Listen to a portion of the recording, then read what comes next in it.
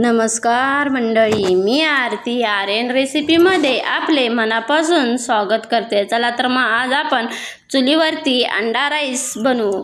त्यासाठी लागणारे साहित्य आपण पाहू। चूल ही बघा आता चांगली पेटलेली आहे, चांगली रमरमीत पेटलेली आहे। आता आपण त्याच्यासाठी लागणारे साहित्य एक कांदा, tomato, soya sauce, chilli sauce, कोथिंबीर व अंडी घेतलेले आहेत। आणि राहिलेला आपला रात्रीचा भात आहे तोही काय करायचा म्हणून मी म्हटलं मुलांना चला तर मग आज तुम्हाला अंडा राईस बनवून देते। चूल ही पेटलेली आहे, चुलीवरती ठेवलेले आहे कढईमध्ये लसूण व आलं घातलेलं आहे। त्याच्यामध्येच कांदाही घालते बघा। कांदाही चांगला लालसर रंगावरती भाजून घ्यायचा। त्याच्यामध्येच टोमॅटो घालून टोमॅटोही चांगला भाजावा म्हणून थोडंसंच मी मीठ वापरलं आहे, कारण की आपल्या भातातही मीठ असतं व सोया सॉसमध्येही मिठाचं प्रमाण असतंच, म्हणून मी मीठही कमी प्रमाणात घातलेलं आहे बघा। आता मी मीठ घालून चांगलं टोमॅटो 5-10 मिनिटं शिजू देणार आहे। त्याच्यातच हे लाल तिखट व थोडी हळदही घातलेली आहे बघा। आता चांगलं मिक्स करून घ्यायचं।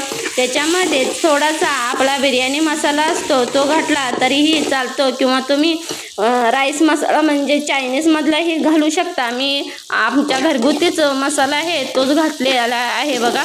आता चांगलं मिक्स करून त्याच्यामध्ये टोमॅटो सॉस, सोया सॉस व चिली सॉस घालून चांगलं एकजीव करून घ्यायचं। एक 5-10 मिनिटासाठी का असे ना चांगलं मिश्रण एकजीव करून घ्यायचं बघा। आणि हा असा भात मुलांना तुम्ही नक्की करून द्या, मुलेही आवडीनं खातील।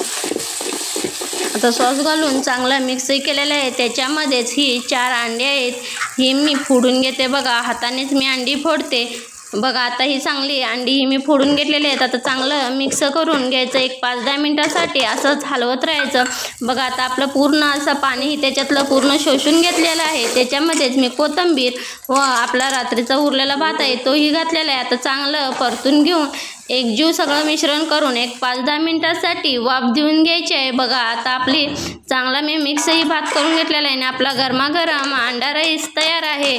रेसिपी आवडली तर चॅनेलला लाईक, शेअर, सबस्क्राईब नक्की करा आणि कमेंटमध्ये सांगा की अंडा राईस कसा झाला आहे तो।